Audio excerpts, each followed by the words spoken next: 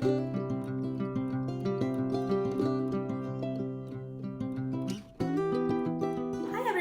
name is Hung. I am an occupational therapist and co-founder of Active Home Health, an agency that helps adults with autism to live independently in their community. For today's activity, we are going to focus on systematic skill building and community inclusion through watercolor painting, just like this one. This is a very simple but beautiful painting that could be done within 20 to 30 minutes or so. But it works on a lot of skills, including sustained attention, frustration tolerance, visual motor integration, and has opportunities for social interaction. It could be used as a winter Christmas greeting card or painting as a gift for a loved one, a family, or friend to help cultivate relationships and bonding. Being an occupational therapist, for this task, I am going to break it down into simple steps with a visual layout so that everyone can follow along, and show you some tips for setting up a clean and logically sequential environment to help someone who may have trouble keeping attention or sitting still for a long period of time. With a disability or no disability, it is a very simple and beautiful activity that could be done. So I'm just gonna hop up onto my desk and show you a bird's eye view of how I painted this.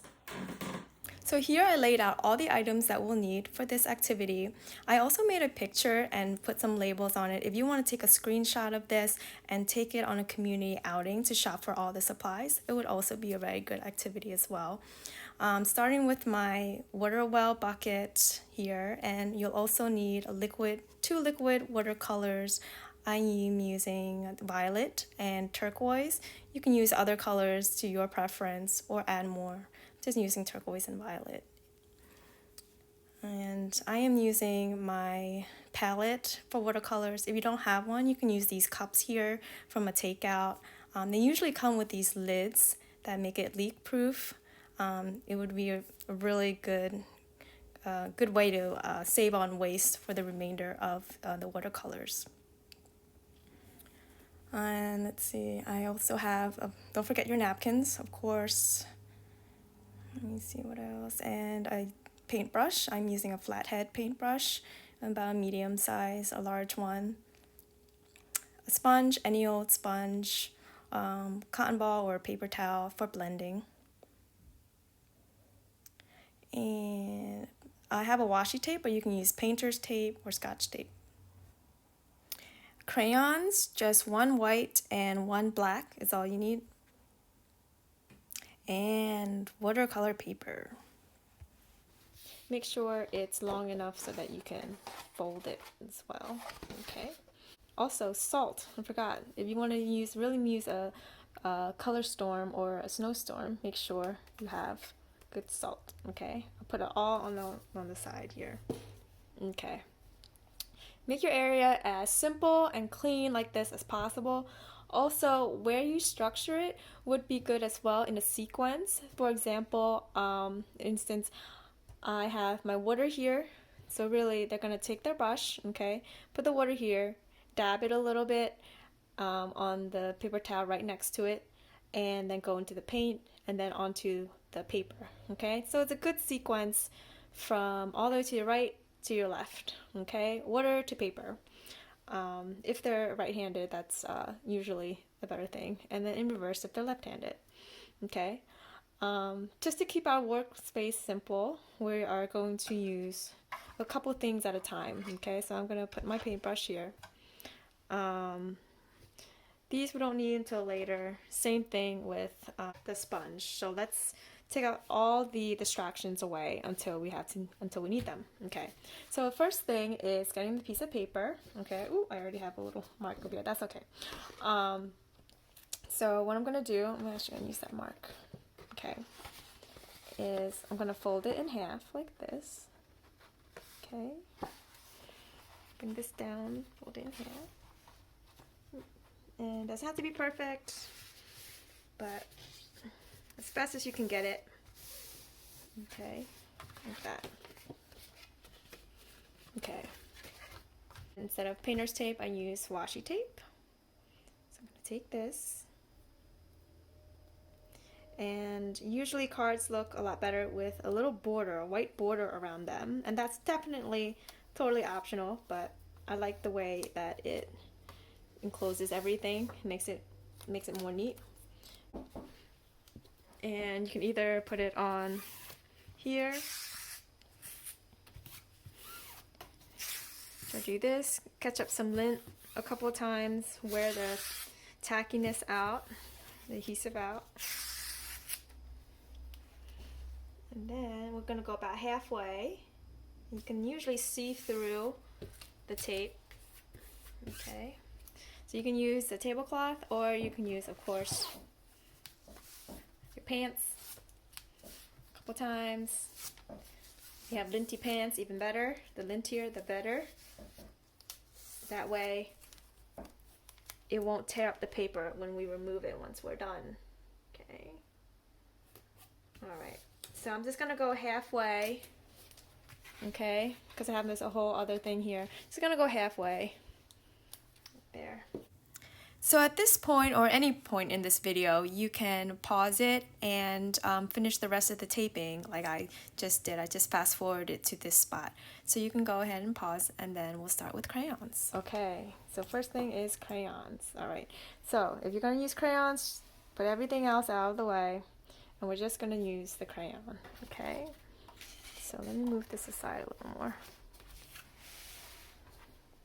Okay, if you're just gonna use the crayon, it's kind of like drawing in the dark, just a little bit, but it would be really cool once it reveals itself. It's just a little bit more guesswork when you're kind of drawing here. Usually what I want to start with is the floor and the ground, so I'm just gonna do here and take along the side like that.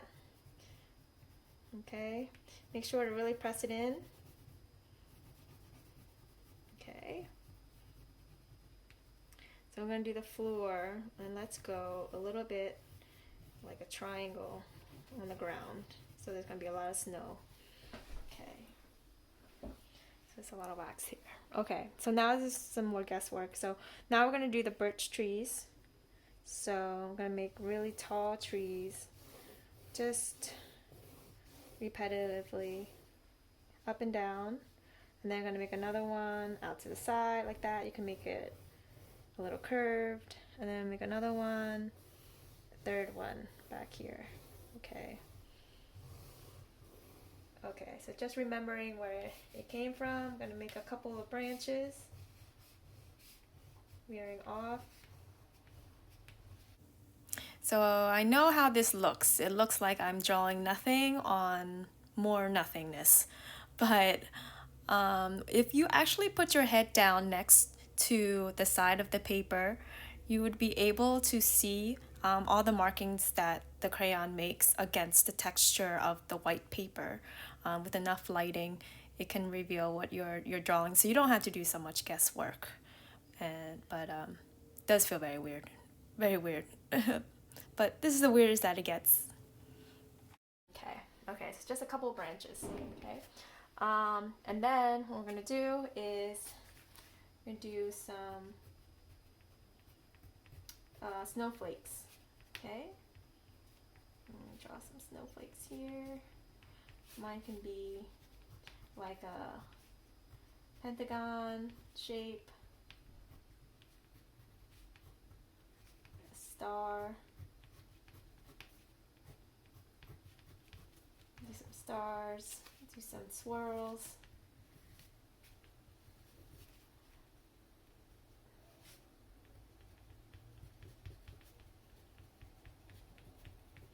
And they're snowflakes, so they're all going to look a little different and very individual. Each one is very unique, so it doesn't have to look anything like the rest of them. And then of course you want to save some room for the salt later on for the snowstorm. Makes it come all together very well. Okay, so that's that. Okay, so now we got the crayons in. The next thing to do is to paint. Okay, so now we're gonna bring this back here.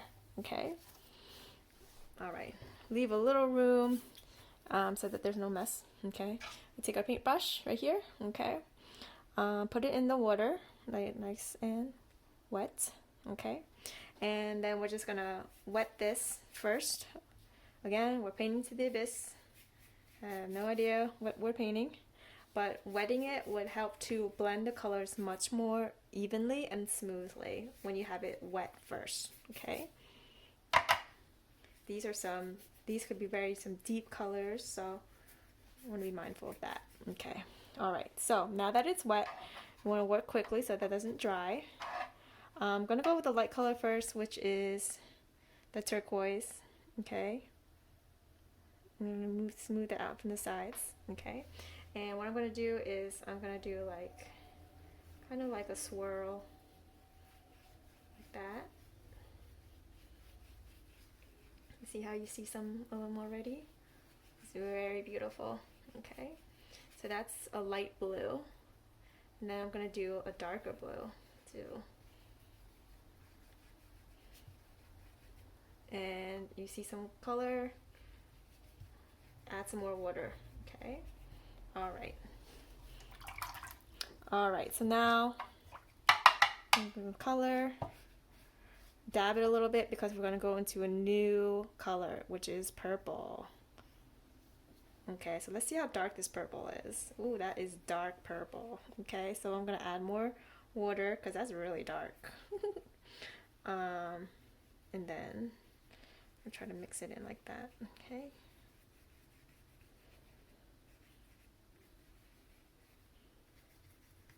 Color the rest in the purple. Ooh, it's okay. Not noticeable, so be careful where your strokes are. Okay. All right, now we have our purple. I'm gonna mix it in a little blue and just a tiny bit of purple. Okay. Mix it in there. And then we get a really dark, deep purple. Okay, now you're able to see the strokes a little bit. Let me do some more dark. Make sure it's still wet.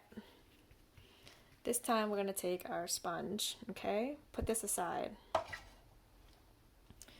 All right, our sponge, let me see if I can sponge it out just a little bit. I might have to add a little water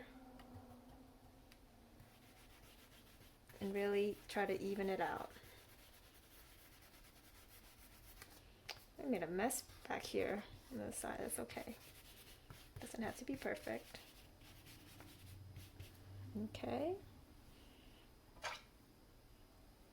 This one doesn't want to. Okay. There you go. So that one, it matches even more. Okay. Okay. Whoops. All right, that is the sponge. All right, so now I want to see if you want to add in any more colors to it.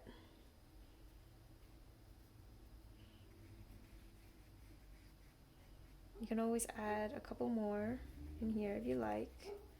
And then you don't have to use a sponge, you can just dab it with your fingers. That's fine too. And then you can make a purple, dark blue purple. And we totally forgot this section. Whoopsies.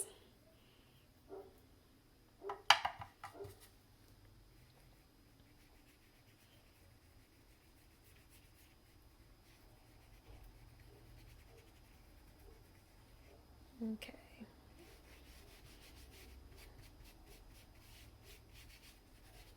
Okay, give it some dimension here. Okay. All right. Okay, so that is our background so far. And try to dab out any mistakes here. That's just going to go on the back of the card, so it's not going to be too bad. Okay. All right. Okay. While this is still wet, make sure it's still wet. I'm going to take our salt now. And I don't have a salt shaker, so I'm just going to take a few. Okay. and then sprinkle it around.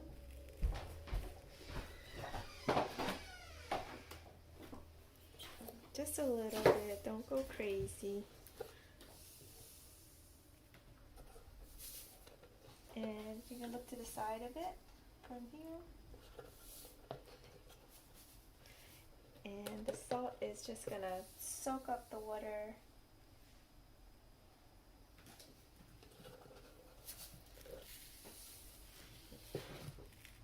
And create a snowstorm.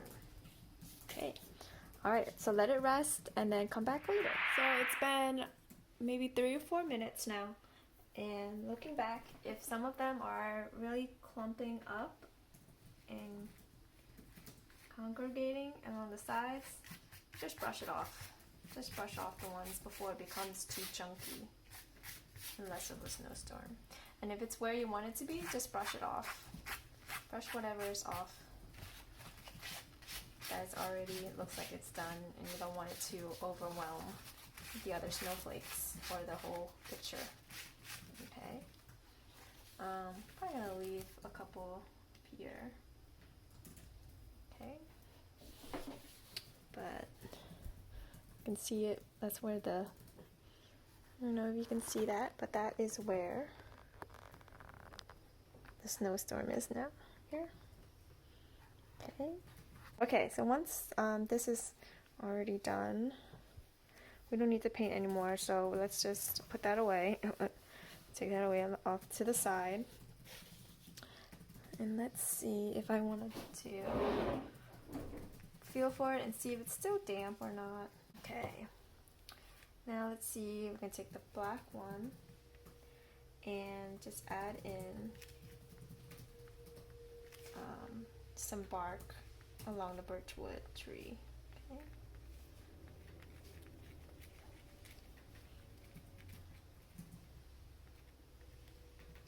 And you vary it from like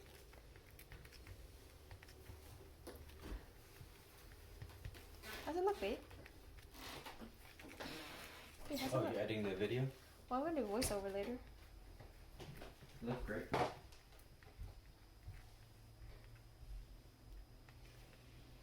Okay, that's our birchwood. Very cool. Okay. Alright, so those are the birchwood. Okay. Now it's time to unveil it. Okay, so let's bring this up a little bit. Alright, so taking the tape off is going to be a little bit tricky, but it's definitely doable if you take your time and be very careful. Okay. Alright, so what we're going to do,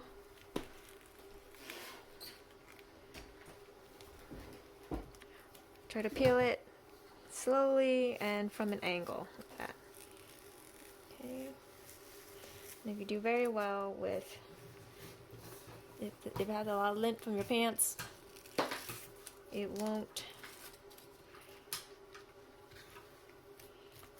tear up the paper. And if it does, start on the another side, another end. Okay.